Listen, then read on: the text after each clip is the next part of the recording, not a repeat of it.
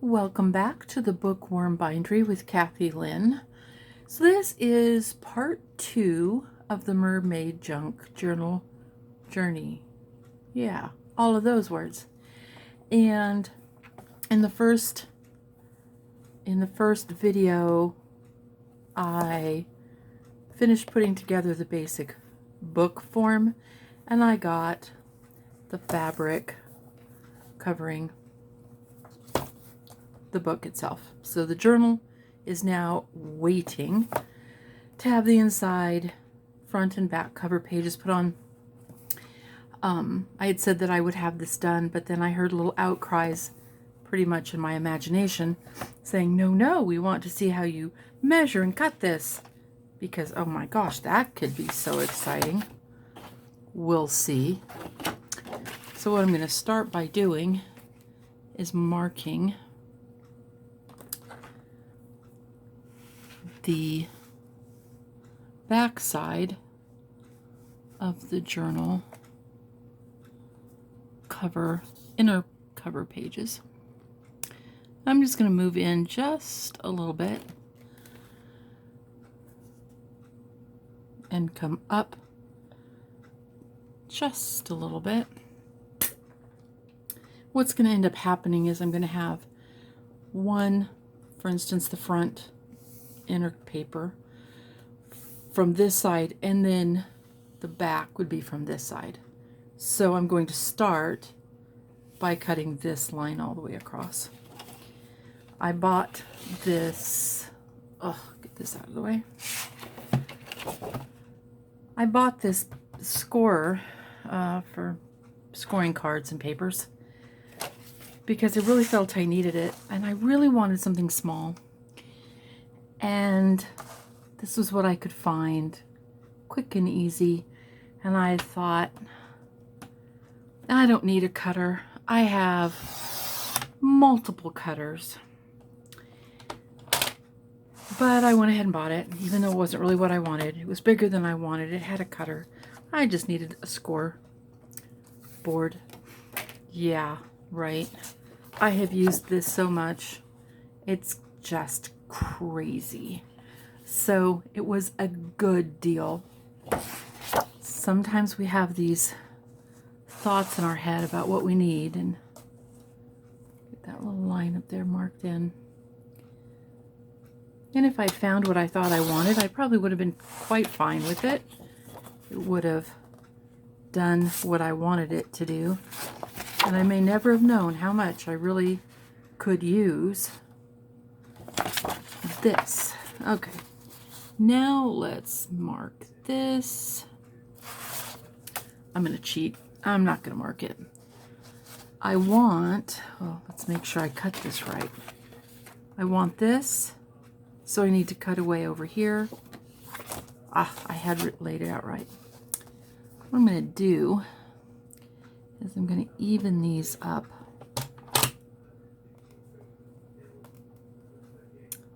And I'm going to move this right over to the groove for the cutting blade. And if it's off by, I don't know, 1/10 of an inch or 1/2 of a millimeter, whatever it should be, it is not going to be the end of the world, because they're going to be separated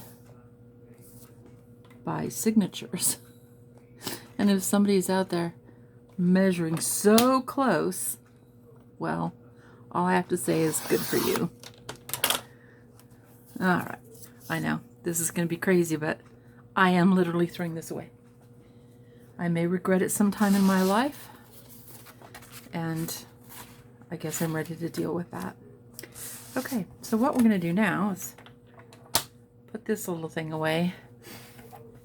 I don't know if you have one like this or if you've seen one like this, but in this particular incarnation or version of this, this cutter will just come off this edge. It just slides right off. So I like to make sure it's down at the bottom. Ooh, I'm going to flip this over. I'm going to try not to hit you. Bring it back in. So a lot of times I don't lock these, all right, thingies, sliding bars.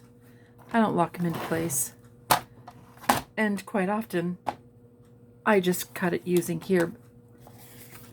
This was too wide. Couldn't do that.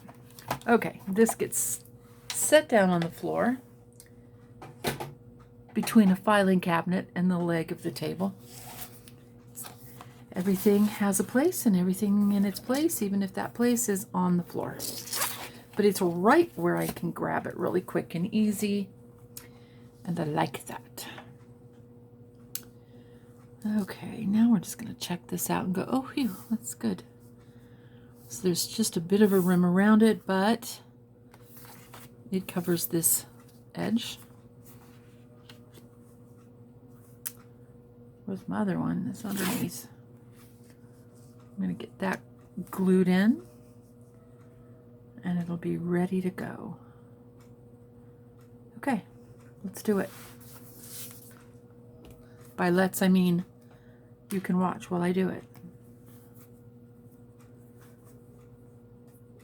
I enjoy watching other crafters and doing projects along with as they do things. So craft-alongs is what I call them. And at some point, I would like to do such a thing. But for right now, I need to focus on this project. So this is a good time while I'm gluing for me to encourage you, if you haven't yet, go in and subscribe, and hit the follow button, and then hit the bell and do all the fun YouTube stuff. I think it'd be great if you left comments about anything, because anything you have to say will probably be very helpful and enlightening and appreciated. So please feel welcome to put your 2 cents worth in. If only I had a way to pay you 2 cents for every 2 cents worth you gave me. I'll just have to give it to you in appreciation. So one of the great things about Fabrifix is that you do have a little bit of leeway and able to slip it into place, but it grabs pretty fast and it holds really well. And I find that usually, I shouldn't jinx myself, but usually I don't need to use clips to hold everything in place or to clip things down. So let's see if I have jinxed myself in this comment. Now, you'll probably have noticed, or maybe not, and I'll just point it out, and then you'll be like, yeah, I did not ink around this, partially because it already has this really nice tan, golden tan patina here. And this is dark enough that most of the inks that I like to ink around with wouldn't really show up. So I have saved myself a step. There will be ink coming, I promise.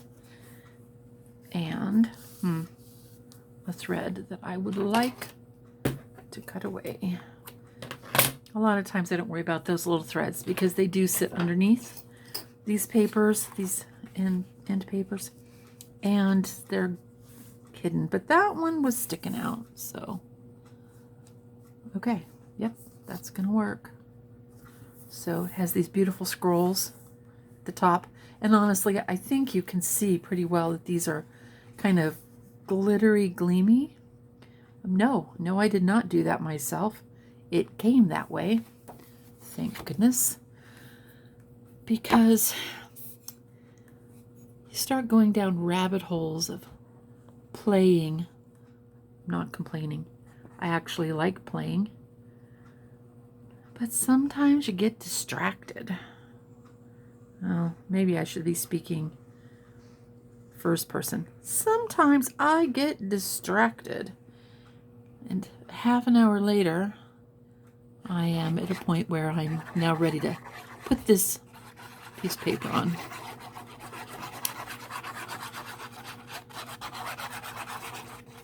This is a custom technique that I use to smush the glue around. And it may not look like it has a lot of intention, but it does actually. I try really hard to get all the way around these edges to kind of break this line and encourage it to be willing to spread out with enough glue in the middle to hold everything down. So just a little bit of a slip upward, and then a glue down. Enough pressure to make it lay nice and smooth. Hopefully not enough, oh yeah, enough pressure apparently to wobble the camera. Sorry about that.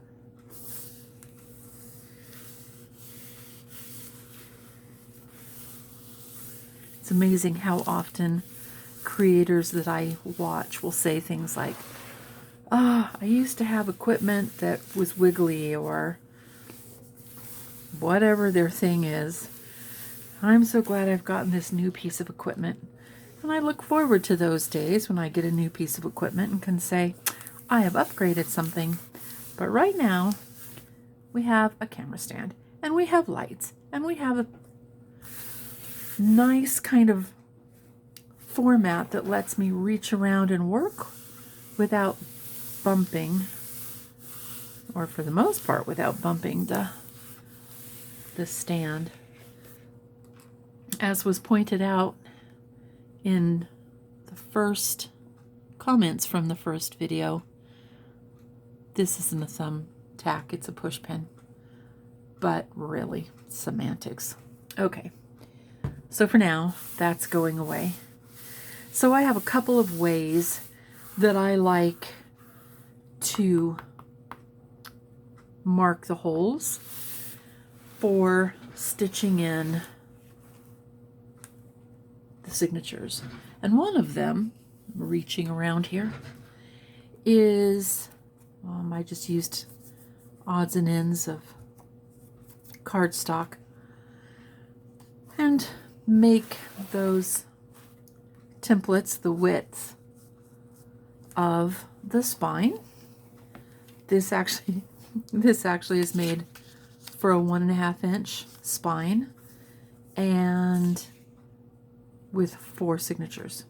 This is a 1.25 inch spine with 3 signatures. So while this is great, it doesn't fit what I'm doing today. So, and I for some reason don't have a template for a 1.25 inch spine with 3 sets of holes. I can make one. It's not hard. It's not a big deal. But today, what I'm going to do instead is sort out my stuff sitting beside me, kind of getting in the way. Okay, now the stuff I need, I'm going to use a short ruler. It doesn't have that nice back that the tear ruler has, or this measuring ruler has that cork back. But this is really a very pretty color of kind of, I don't know, pinky, lilac-y something. So, you know, it has points for that. So what I like to do is I like to put the edge, I'm going to use this in inches, right at the edge of my book. So this mark at the edge of the book, and I like to come in 1 inch. A lot of times I actually come in 3/4, but this time around I need to come in 1 inch. I'm not ready to do that. Break it up, break it up. What I do need to do is I need to measure the inside of the spine, so not the folding parts. I guess I could go to 1 inch, but I'm right here. So the edge is here. This edge over here is here. So we're looking at 1 1/4 inch. And what I need to do is I need to make a mark. I'm going to make that mark in the middle, which is going to be 1 inch. And because this is a quarter, I need to come in an 1/8. And I'm just going to put a mark. I'm marking in this in the center, the top, somewhere near the bottom. Here's my inch, here's my 1/8. Ooh, I hope that shows up. And then I'm going to do it up at the top.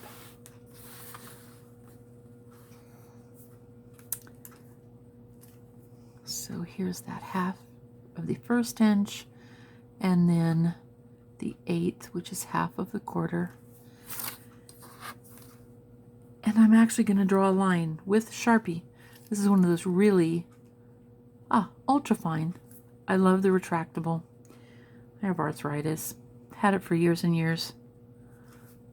And I find the retractable pen is just so much easier to work. So I'm making a line here. It is not going to show up because this is the line that the signature is going to be stitched in on. I'll make another one here and here. And once the the paper is over this, you'll never see it. I used to be really careful. I tried to use colors that wouldn't be really stark. And then I'd punch the holes. And then I'd be like, you can't see those. So, you learn to kind of relax in your job, I guess. And that's good. It's good to know. Now, I need to find a space that's halfway. And, oh, sorry, just hit the camera. Actually, I could jump over to the centimeters. Okay, I guess I do want that. This line here is 1 millimeter over. This line here is about it looks like it's 1 millimeter over. So maybe I just want to find the halfway here. Or maybe I don't. Okay. So I have my 1 and an 1/8. Here's my 1/8 mark. Here's my 1. So, you know what? We're just going to count on our fingers. 1, 2, 3, 4, 5, 6, 7, 8, 9, 10. I just need to find 5. 1, 2, 3, 4, 5. 1, 2, 3, 4, 5. 1, 2, 3, 4, 5. Yep. So that's my halfway point. 1, 2, 3, 4, 5. And I'm just going to make a little mark there. Bring it down a little farther. Try not to wiggle it too much. Yeah. 1, 2, 3, 4, 5. I'm just going to do 2. We're just going to move these over so I'm looking at the same lines. 1, 2, 3, 4, 5. Let's look at that again. 1, 2, 3, 4, 5, 6, 7, 8, 9. It's right there. Right there. It's a little tiny bit off. 1, 2, 3, 4, 5. Okay. Come up here. 1, 2, 3, 4, 5. That tiny bit off is not going to be enough to worry about. Line these two up. And draw my lines. Line these two up. Not sure how well you can see that. I'll move this over. I don't know if that'll help, but I've got some shadow here. We have a point here. We have a point here. Okay.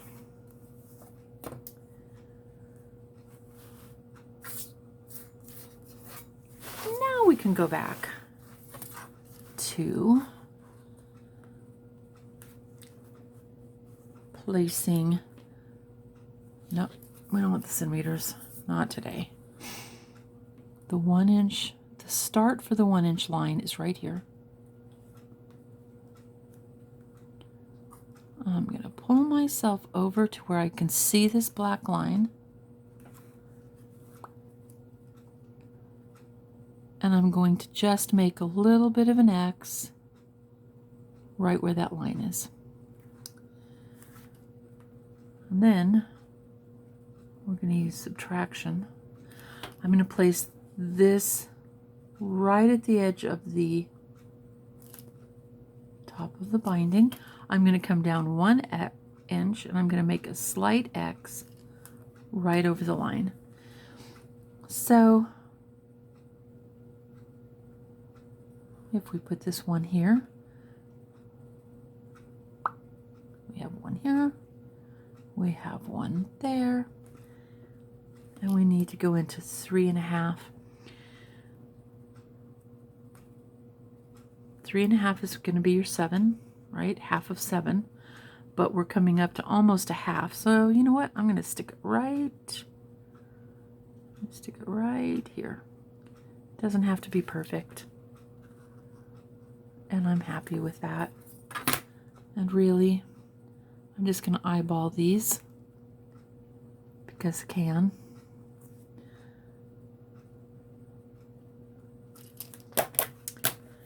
All right, so now I have my 3 marks. And put my pen away. There's some, here, I'll take you for a little bit of a ride. Get my fingers out of the way. I have a cup up here.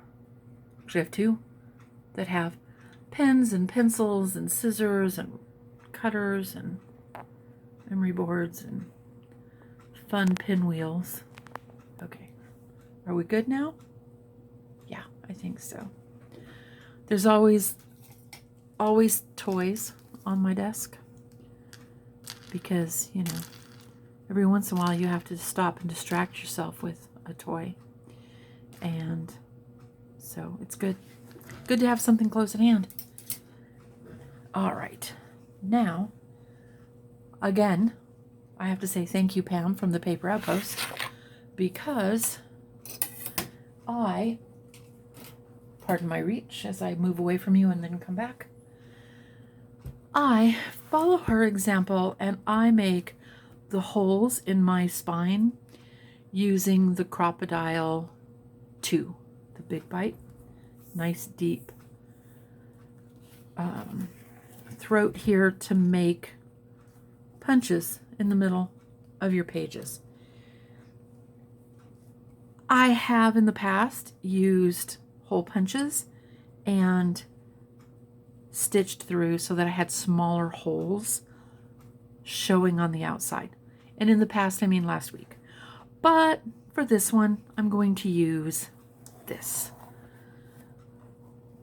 But it does vibrate, so the camera is going to just be crazy. Oh, I should take this off of Grommet and put it, ugh, I find this difficult.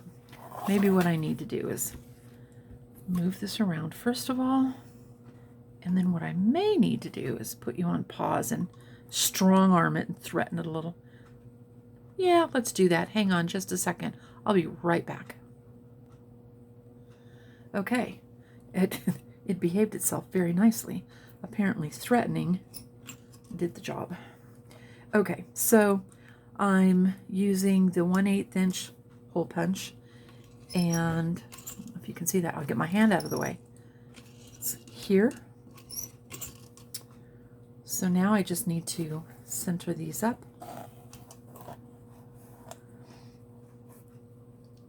Put the X, which you probably can't see now, center it under the hole punch. Ready for the jolt. Oh, maybe I'm not. Yeah, so now that you have felt what that's like and can see the hole that put in, I think I'm going to put you on pause again, and I'm going to punch these in, and then I'll be right back.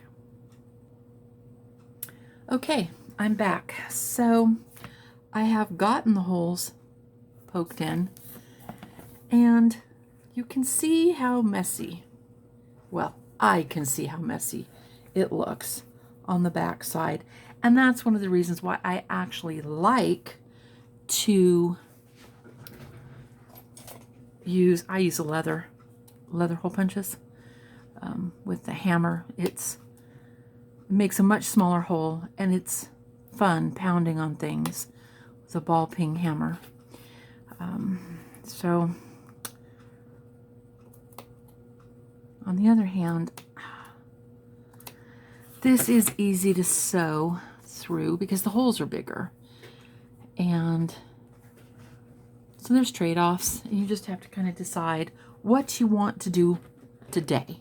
What can you handle? What do you want to deal with? What concessions are you making? Now, in hindsight, one of the things that I could have done with this particular piece of fabric that's covering the spine is I could have waited and sewn it on after I'd sewn the signatures in. And I didn't think about that. But I think it's going to be okay. I think I'm going to end up using white thread to kind of go along with this versus a black or a brown. I don't know how well you can see, I don't have anything that's these beautiful greens or pinks in a nice waxed linen thread. And I don't know, I just have this suspicion that this particular journal is going to get used quite a lot. I wouldn't want to use, what am I thinking of? Embroidery floss or pearl cotton on something that was going to be used that much without the protective waxed coating. So now it's time to get the signatures together. And what I'm going to do this video is I'm going to show you a sample of the papers I'm using. And then if you want to join me for the third video, we'll be actually getting those papers put into place and getting them stitched in. So let's start by just looking really quick at the papers that I have chosen and that Stephanie has chosen. Because remember, this is a journal for my client, Stephanie. And she had some coloring pages that she wanted me to use. Let me move this over. And so we have single-sided coloring pages.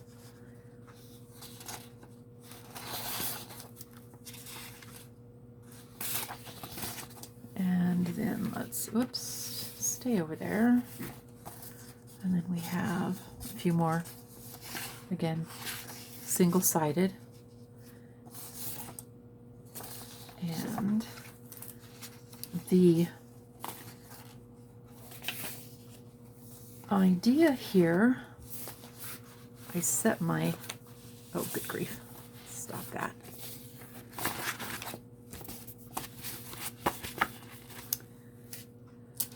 I set my papers in sets of 3 because in this case, because it will have 3 signatures. So each signature will have a coloring page, in this case with a mermaid, and then there's going to be a page that has seashells.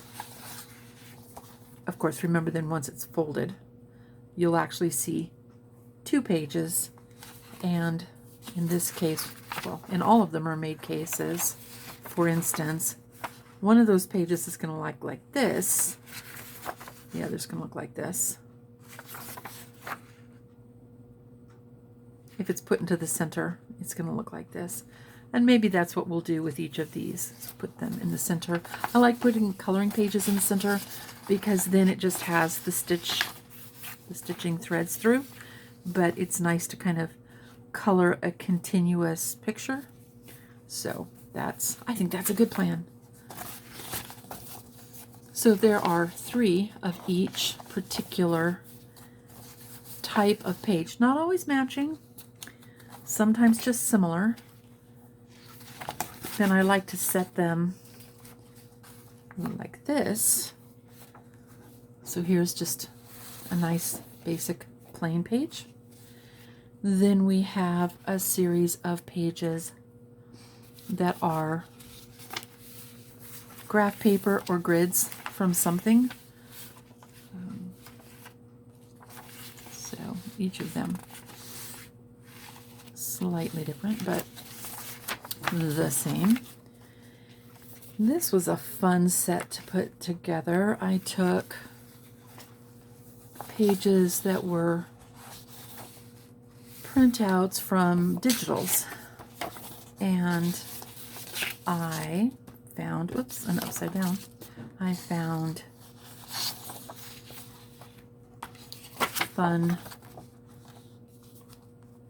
pages that I printed on the back of other pages. This one is really cool. You can see once it's folded, it's going to have a really interesting page, but I didn't get anything printed on this side, and so that needs to be done before I can compile this. So we'll see about that. Get that ready for the next video. Maybe I want to set this out so that I remember to do that. Here was pretty much, I'm pretty sure this is from, if not the same collection, obviously something similar. And on the back, they're just kind of a nice coffee dyed look, or tea dyed look. In this case, they're dark enough to look coffee dyed. I didn't coffee dye them. Then I have some lined paper that'll need to be cut down to size, but that works fine. And I have another piece of just, set of 3 plain papers. Ooh, this is pretty. This was some paper out of a drawing art portfolio setup. This beautiful cream color. I can no longer find those. And some just nice outline pages. These came out of a, I don't know, cross stitch or embroidery. Wouldn't be cross stitch, it's too fine. Embroidery book. And I actually have 2 sets of them, because that just makes up really, really cool once it's folded, and you have this really interesting little writing space. And so that's going in. And I absolutely adore tracing paper in. It just does amazing things, and I almost feel like I should put in more than 1 sheet per. Then I have some old papers that are just from books. In this case, this was some genealogy. Here's a genealogy book that I found. The back sides of each of these are plain. Look at the color on this. Isn't this great? And that lovely edge. Not inked, mind you. Some of this will definitely be inked as we go. But to start with, when you start with old papers, then you end up with kind of an example of how you want to put things together. So this is a collection of, there should be 12. Didn't count them this time around, but there'll be 12 pages that once folded will make up a signature of 24 pages. And then, of course, individual sides of pages. So this particular book will end up with 144 pages. I do have to decide whether I want to put signature covers on each signature. That could be fun. So I guess you're just going to have to come back and find out what's going on. I do again want to remind you to follow, hit that bell to get notifications. Go in and put that thumbs up. I love comments. Please feel free, as long as they're kind. But I do look forward to constructive criticism as well. This is a process. It's a learning process. And yeah, I need to remember to go print that. The comments are very, very helpful to me. So thank you very much for coming and playing. I hope you can make it